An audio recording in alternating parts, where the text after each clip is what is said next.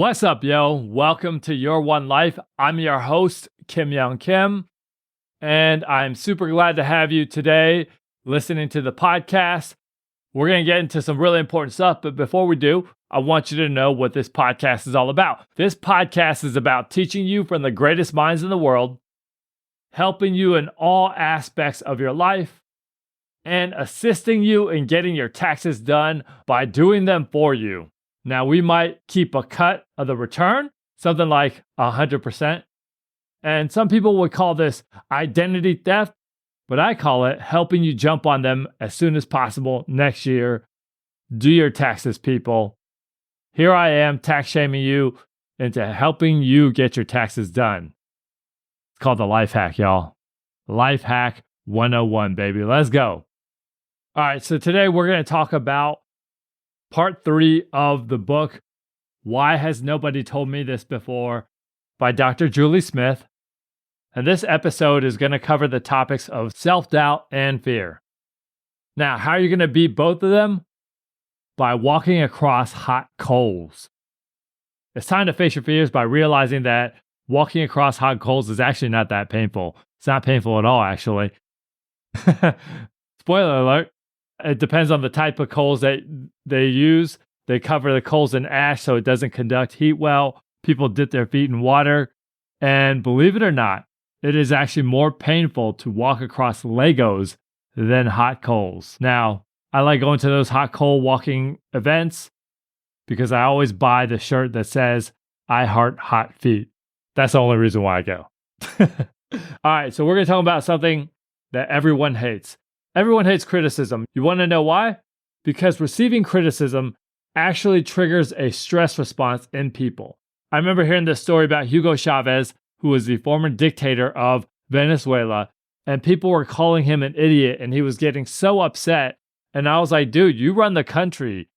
You're fine. Why are you getting upset? But the reason why he was getting upset is because he's human. And nobody likes being called an idiot, and nobody likes receiving criticism. And it triggers a stress response in all of us. Now, understanding how to handle criticism is what we're going to talk about right now, and how you can actually benefit from it. Now, your ability to tolerate criticism will be super helpful and can be used to help you to become your very best.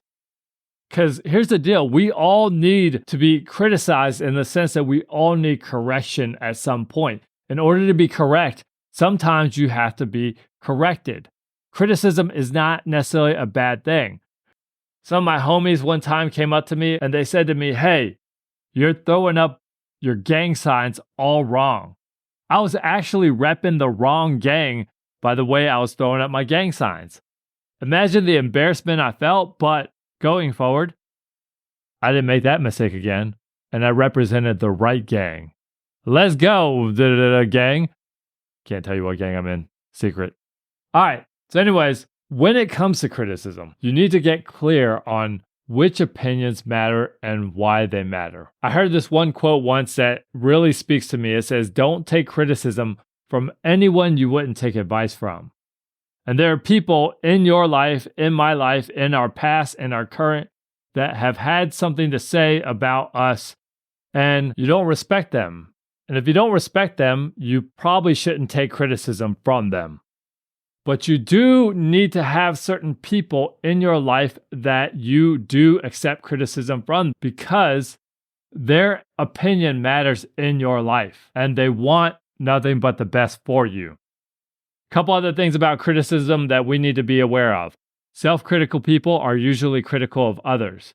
So, oftentimes, how someone responds to your failure is more telling about how that person relates to failure than what it has to say about you. Also, criticism is based on the way they see the world, the way they see life is the lens that they see you through, which also means that's the lens that they criticize you through. So imagine if someone was materialistic and they saw you wearing a pair of Pumas and they were like, look at that peasant. Again, that says more about them than it has anything to say about you. Or, for example, if someone is a very, very serious person and you joke around a lot, like I joke around a lot, so I'm speaking from my own perspective right here. They might not like you because of the fact that they are just too serious and too uptight at least for my liking, and maybe at least for your liking as well. But people criticize others based on their own rules for living. For example, there are some things that just get my goat so bad that don't upset other people. We all have pet peeves, and that's just life, and that's just people. So remember that as you are interacting with people. There are some people who have a deep intolerance to risk. And so maybe they disapprove of what you're doing because to them, what you're doing is entirely too risky for their liking. So it helps to know why people are critical of you. And one thing to think about is everything makes sense in other people's minds, and their behavior makes sense according to their rules of living. So they might believe that fat shaming is actually helping someone to lose weight, and they don't understand that shaming doesn't work, and they think they're actually helping you. And speaking of shame, shame is gnarly. Shame is a very difficult thing to deal with, but we can develop resilience to it.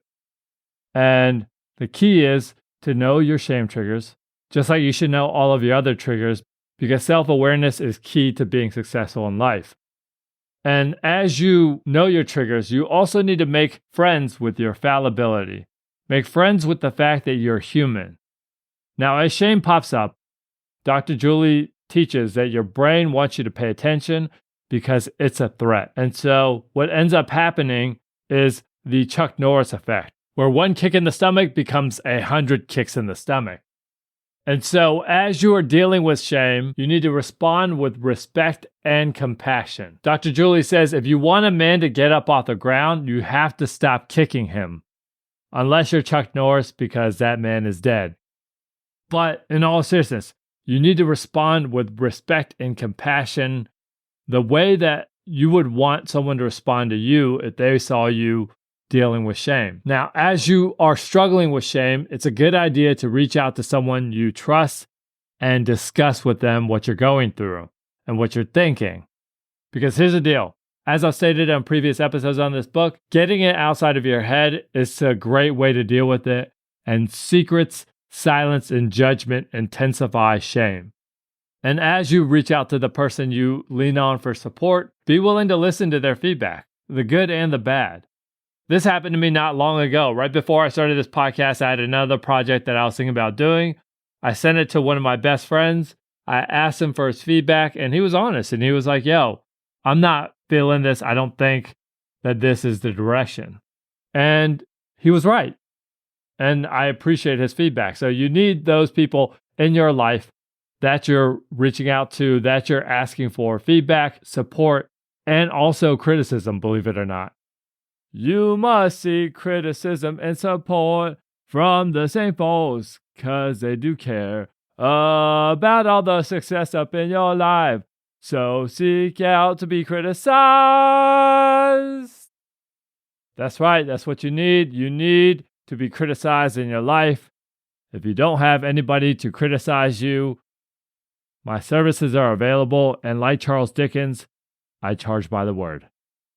But also, your first session is free. Now, what time is it? It's time to raise a roof and talk about how to build confidence. Dr. Julie says this in the book. Confidence is a home you build for yourself. When you go somewhere new, you must build a new one. But the good news is that you built up your confidence in different areas of your life, which gives you confidence to do it in a new area of your life. And the truth of the matter is, the only way to build confidence is to accomplish something you haven't accomplished before. I used to be terrified of public speaking. And the only way I became confident in public speaking is to actually speak, is to not do well speaking, and develop my skills in public speaking. But in the beginning, I had stage fright just like everyone else.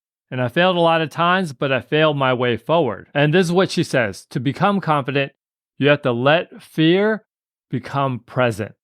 Not just do things that scare you, but do things that scare you that matter to you. A phrase that I love to live by goes like this. If you ain't scared, you ain't living. You know where I saw that? On a dinosaur sticker. But that doesn't take the power away from it. That's a super important idea. So what Dr. Smith teaches is you need to make friends with your vulnerability. It's the only way. You have to learn to take fear with you. Because fear is like American Express, right? It's not accepted at Costco, and you shouldn't leave home without it. So you need that slogan so you can make slow gains. See growth like Rogaine. Spread that foam on your dome so you can get hairy like a gnome on your head. That's what I said. All right, this may be just being silly, but you need the slogan, do not leave home without fear. And as you walk out of your house with fear, you have to learn to be comfortable being uncomfortable. That's one of the best pieces of advice I've heard from artists. In order to grow, you have to be comfortable being uncomfortable. And not everything is going to come up roses. That's not what I'm saying. And that's not what she's saying. But what the message is that whether you succeed or fail, and I like to say whether you succeed or learn, you have to have your own back. You have to be your own BFF. In the same way you want your BFF to be there for you if they're present. So, you got to learn to go for things and don't avoid the shame of setback, because if you don't, you'll live with a different kind of shame, and that's the shame of quitting. That's the shame of ducking something in fear of failure.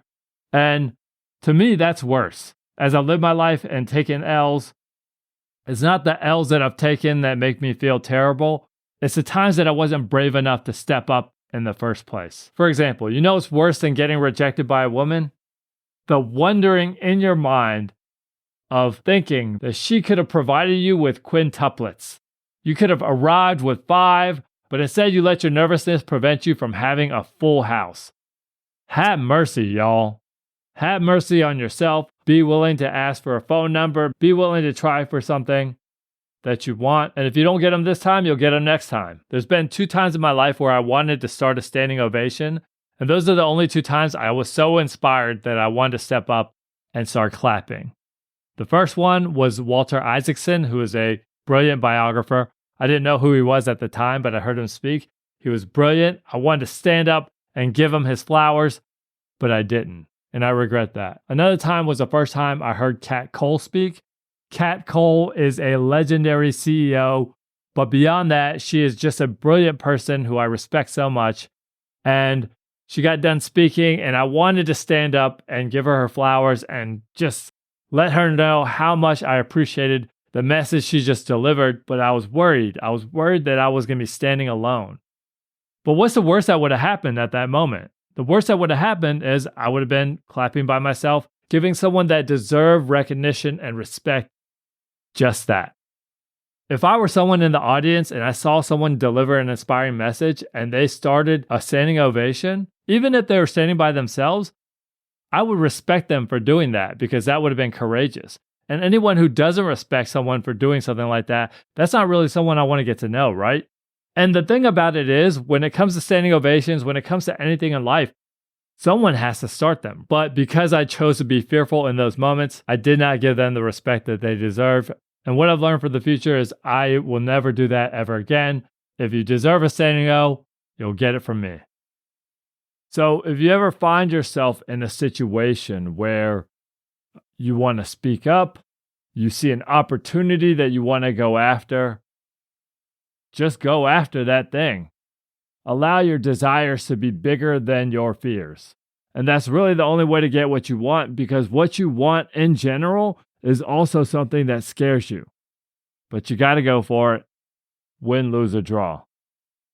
Now, like I said earlier, Dr. Smith teaches you need to work on things that are important to you, not try to increase your self-esteem. Because first off, increasing your self-esteem doesn't work. Affirmations in general don't work. But if you work on things that are important to you, what's going to happen is you're going to feel good about yourself. And that's part of having self-esteem, and that's part of building self-esteem. So, as you do this, what you need is you need to be your own coach, right? Professional athletes have coaches, and you have to be your own coach. What do coaches do? They help the people they're coaching to grow. So there's 3 zones that she mentions in the book. There's your comfort zone, there's your stretch zone, and there's your panic zone. You need to stay out of your comfort zone, and you need to stay out of your panic zone, and you need to step into your stretch zone. So your stretch zone is that area that if you did it, it wouldn't scare the crud out of you, but it also would require some courage and would require for you to step out of your comfort zone. So how do you find your stress zone? Well, let's say, for example, public speaking terrifies you. Instead of speaking in front of a big audience, maybe what you do is you practice by asking for and complaining to the manager at a restaurant. Boom, there you go. Now that's a joke, but you got to find areas that will stretch you, that will challenge you, because when you're challenged, that's your opportunity to grow and rise to the occasion. All right, so when things don't go the way that you planned and when you take an L, what you got to do is you got to learn how to bounce back from these events. And you have to see criticism for what it is. Pretend like you're watching American Idol. Now, on American Idol, those judges give feedback that generally is meant to help the person to become better. I mean, not like those people who have no reason to be on there. But once you make it to Hollywood, those judges speak the truth. And it's usually not malicious, but what they want is they want them to become better for the next time. And the reason why they do that is, think about it. Part of the fun of watching American Idol is to watch people grow and become better, right? And when they grow and become better, that helps ratings. So it is in those judges' best interest for those contestants to become their very best. So see criticism for what it is and be honest with yourself and also support yourself at the same time. So if I go up on stage, I can say, hey, I had a bad set. I mean, that's okay to say. Doesn't mean you're terrible. It just means you've had a bad set. Everybody has a bad set that performs. That's just normal. And as you look at what went wrong, you got to look at what is going right as well. Maybe you don't need to burn it all to the ground. Maybe there's some stuff in there that is good. And as you do this, come back to your values. Come back to why you're doing this in the first place. And that's going to help you to bounce back and bounce forward. And as you do, you need to practice unconditional love for yourself. I know a lot of this stuff sounds very frou-frou and a little much and a little sappy and whatnot, but you do have to have unconditional love for yourself in the same way that coaches and parents should have unconditional love for their kids when they're playing sports. I told a story previously about Kobe Bryant scoring 0 points the entire summer league. And his dad came to him at the end of the summer league and he was like, look, dude, even if you score 0 points forever, you're still my kid. I still love you. I got your back. That's the same kind of love that you need to have for yourself. Because if you don't support yourself, who else will? I know that's like a revolutionary idea, and it's kind of a new idea to me as well. But if you don't support yourself, who else will? And one of the things that Dr. Julie says is a lot of people are worried that supporting themselves and having unconditional love for themselves will actually make them soft and make them weak. But she also says when you have a situation where you have a more difficult road in front of you, go for it because it's probably the best one. That's not becoming weak. That's becoming a boss, right? You're looking at the road ahead of you and you're saying, you know what? You're going to do this because it is going to grow you as a person. And you will hit some bumps in the road, but as you hit those bumps, as you stumble, you need to pull yourself back up. All right. Check it.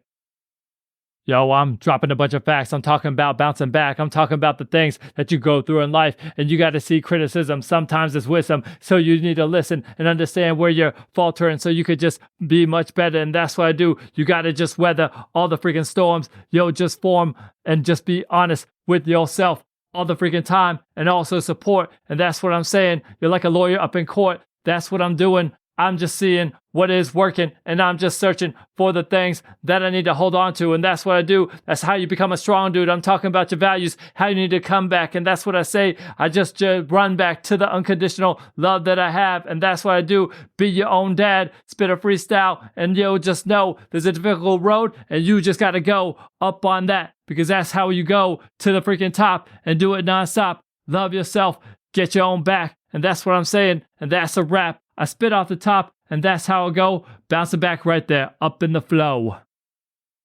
All right, so that's what you got to do. You got to do all that stuff. Love yourself. Get your own back. Be on your own side. And I heard this one motivational speaker say, his slogan is, I'm in your face, but on your side. And that's what you got to do. You got to be in your own face, but also on your own side. And the way you do this, the way you succeed and practice self-acceptance is through becoming self-aware, practicing self-reflection, looking at the things that you don't like about yourself, because we all have them. Everyone has things that they don't like about themselves. And again, come back to the idea that you are fallible, you are human, and that is okay. And at the same time, you need to work on yourself the best you can. And if you can live with that duality, you will become successful. Now, as I read the book, there was this one exercise that said, what would you do if you could practice unconditional self-acceptance? And she asked a number of questions in that prompt. And honestly, I wanted to go out and hug the world after going through those questions. And I was kinder to people. I was more outgoing. Just by going through that, it was just super helpful. Like, what would you do if you could practice unconditional self-acceptance? It's definitely something worth exploring. And the way you do this, again, is you get your own back. You think about the past where someone has been compassionate towards you. What has someone said to you or told you with compassion? How did they look at you? How did that make you feel? What did they say? So on and so forth. Now, referencing a classic story, I'm going to pull in Mick from Rocky, right? Mick, Rocky's trainer. You know what he said to Rocky? He was like, you're a bum. You're a tomato. He was calling him produce, okay? And he was telling him that not because he was like, yo, you're a bum and you're a tomato, but because he also said you could have been somebody. And that was his way of speaking life into Rocky and saying, dude, you're not living up to your potential. And that's the same thing that we got to do to ourselves, but maybe say it with a little more compassion. Because later, what you're going to be able to say to yourself is, you're going to eat lightning and crap thunder. You're a 200-pound Italian sub sandwich, or Italian tank, sorry. I like the sub sandwich better, but you're a 200-pound Italian tank. You the man. Could you imagine someone saying that kind of stuff to you? That is what you need to do. You need to be in your corner and you need to speak positivity over your own life and also catch yourself when you're not living up to your potential and be honest with yourself. Now, one of the things that she talks about a lot in the book is anxiety.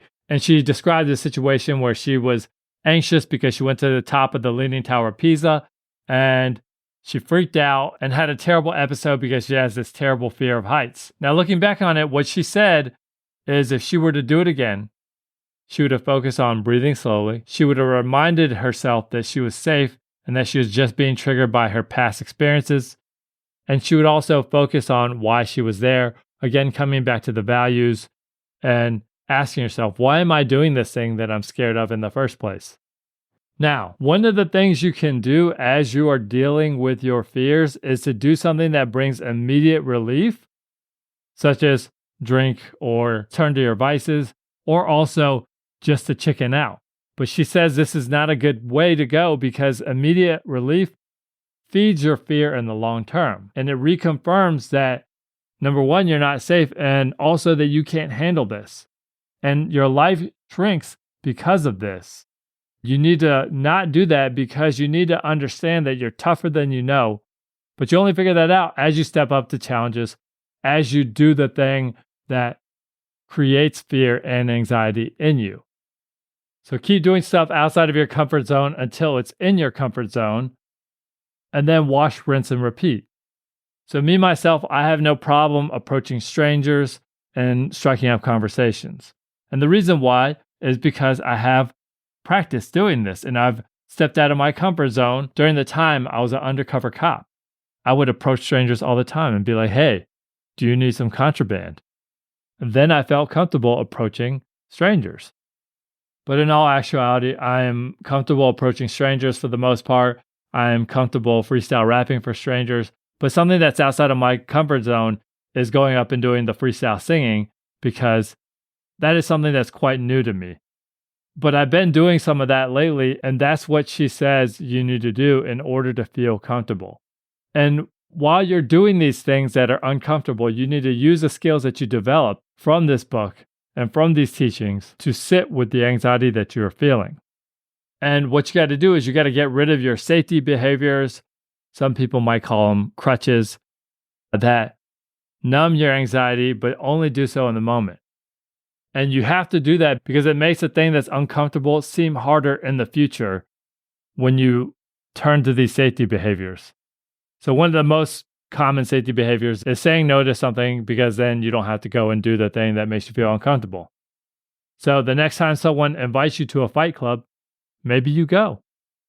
Or another example that's really common is taking your smartphone and pulling it out and looking down at it in order to not interact with other people. So when you go to a party, maybe what you do is you leave it in your car, you leave it in your jacket, you leave it inside the cake you brought, leave it somewhere where you can't access it. Now, another great thing that she says is as you're having these thoughts, as you're feeling anxious, to not see that as your destiny, but just to see it as one option. So for example, you're feeling anxious before a presentation and you say to yourself, I'm going to make a fool of myself. Well, instead of saying that, maybe you should say, I'm having thoughts that I'll do very poorly. And I notice that these thoughts trigger feelings of anxiety. So you're seeing that as a potential outcome, but you're also removing yourself from the experience a bit and saying, oh, I'm noticing these thoughts. And also when you feel anxiety, getting those thoughts outside of your head is a great way to deal with it. So writing down your anxious thoughts is something that she says that helps her very much. And so write down your thoughts on a piece of paper. For example, I'm worried that I'm going to get abducted by aliens. And I notice this is creating fear and continual watching of the sky above me. Boom. That helps me deal with my fear of getting lifted up into the air. Now, these are jokes, but write down your thoughts. Anytime you get something outside of your head, it is a more positive way to deal with it than letting it bounce around in there. Now, as you deal with anxiety, it's important to spot biases that you commonly turn to. One of the most common ones is personalizing something and thinking maybe somebody didn't say hi back to you because they don't like you, but you don't know what's going on in their head, right? They might be angry at their spouse. They might have things that they're going through that they may not want to talk to you about, and they're worried that those things will come out if they interact with you. So tell yourself there might be other options besides the fact that they're angry at me or they don't like me. This makes me think of a quote that I really like, which goes, "We judge ourselves by our motives and others by their actions." And that's true, right? You know what's going on in your own head, but you don't know what's going on in other people's head. So when people interact with you, all you can do is maybe guess. And so what you need to do is you need to think, hey, maybe there's other possibilities besides what I'm thinking. Now, there's so much that I want to cover in this episode, but I don't have time to do all of it. So I recommend you pick up the book. But one of the things that she keeps coming back to is focus on your values. And ask yourself, why is this so important to me? What kind of person do I want to be? What do I want to stand for? I personally want to stand for corporate interests because that's what I'm all about. Holla at me, Amazon.com. I got your back. I'll support you and be the friend in your corner that you desperately need. That's ridiculous. All right. Now I'm going to end this episode by talking about death, which I know is very sad. There's nothing actually sadder than death, besides maybe eating at Golden Corral, which sometimes leads to death. But we will be talking about death, and the thing that she says is there's no need to like death. It's a terrible thing, but it's something we also need to accept. And as we accept it, death, the idea that one day you'll die, can actually motivate you to become your very best self. Now, in the book, she mentions breast cancer survivors, and she says these survivors oftentimes say that they've had a post-traumatic growth, not post-traumatic stress disorder, but post-traumatic growth and positive life transformation as they looked death in the face and had to think about their own life ending. Now, when I was fresh out of college, I actually wished that I had some sort of diagnosis like this because I knew that it would helped me to get my life together. And then I thought maybe I could create a service where you can tell people they're terminally ill, but apparently that's illegal, unethical, blah, blah, blah. Now, these are jokes, but you do need to live like you're dying. You do need to think that one day you're going to die. I remember the first time I heard someone say that. I was 20 years old, and one of my coworkers' family members died, and my other coworker said to me, "Yeah, man, one day you'll die too." And I didn't think about it like, "Oh no, I don't want to die." I was thinking more like, "Oh wow, I'm 20, I'm going to die one day, and I want to live a full life." And so I think we all need to have that idea to some degree that, one day it will come to an end. And as you do, Dr. Julie says, don't think about it too much because that's not a positive or good way to live your life, but also accept that this is a fact of life. And as you think about your own death, one thing she said you could do is write your own epitaph. Not what you think people will say about you, but what you want people to say about you. What do you want on your tombstone? I want people to say, the thug life chose him. I want people to be like, yo, that dude was a gangster. Now, as you write your own epitaph, you might need a therapist, you might need support to do this. But this is a great exercise to ask yourself, are you satisfied with the life you're living? And if you're not, ask yourself, what would daily living look like if you were to look back on your life and you were living the life that you wanted to, and you were living your life the way that you think you should? And ask yourself this other question. If this chapter were the most meaningful and purposeful of your life, what would it include? These are great questions that she poses in the book that help us to think about our lives. Now, recently a crazy thing happened to me, and when I sit here and say it happened to me, it happened to me. Like I didn't choose it. It happened outside of my control. Now, it's one of those stories that I'll probably end up telling my grandkids one day. But after it happened, it made me realize that I need to do more things that I actively choose that I can tell my grandkids one day. I need to do cool things so that I have cool stories to tell. And not just for the sake of having cool stories, but for the sake of having a life that I am proud of. And I'm glad it happened, even though it was kind of crazy and traumatic at the time, because it made me really think about this and focus on this. And I have been going out on a limb and trying things and being courageous to some extent, but it made me think, yes, I can do more. And that's just me being my own best friend and also supporting myself. And I'll end with this thought. Great movies take you through the hero's journey. And the hero's journey includes a call to adventure.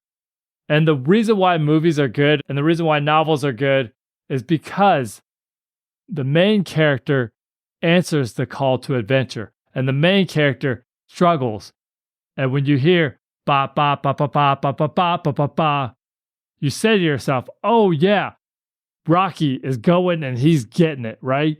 And because of that, at the end of the movie, he can say, yo, Adrian, right? Because of the fact that he struggles and he fights and he takes his licks and he keeps pushing. Doesn't matter what movie. It doesn't matter if we're talking about Rudy, which I love that movie based on a true story.